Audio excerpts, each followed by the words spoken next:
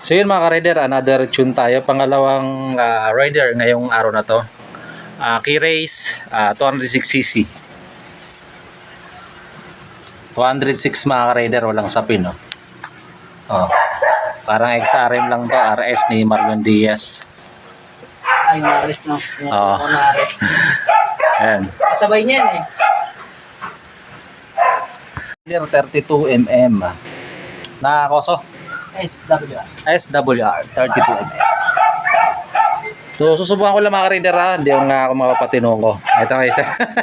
Sabi ko kay sir, pagka di ko na panino, libre naman eh. Ayan, sticker na lang. Okay, start tayo. Ito mga ka-rider, SWR 32 no? Apo.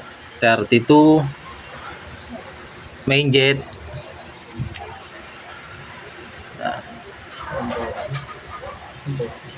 $135. So good.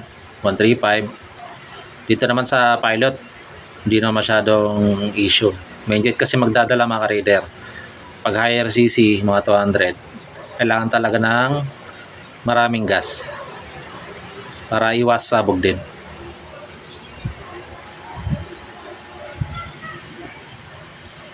So lilinisan ka muna bago natin i-tune. So mostly nagagawa natin 30, bibihira natin pasulpot-supot lang yung 32. So ito 32 na naman. Sana mapapatino natin to. Goods na yung 32 niya. Na-testing namin to. Namamatay kasi yung ano ko mga ka-rider, yung camera ko. Malakas to. Malakas ito. Na sa torque, ang lakas ng torque na ito. Natin Paps. Start nga natin. Yung dumating to dito mga ka-rider, nagbabag down. Baga namamatay. 206cc.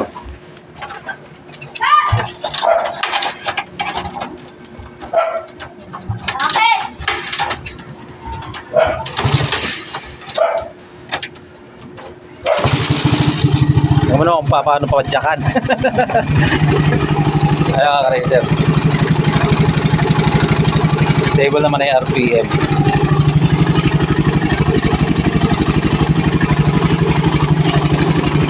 Key race John Works. Nag-build. Ayan si Paps. Ano pa Paps? Jericho. Jericho. Mga tropang ano din to, nakakalaro nila sila Marlon. Paps na. Apo. Taga saan ka Paps? Imus. Imus. Ayan.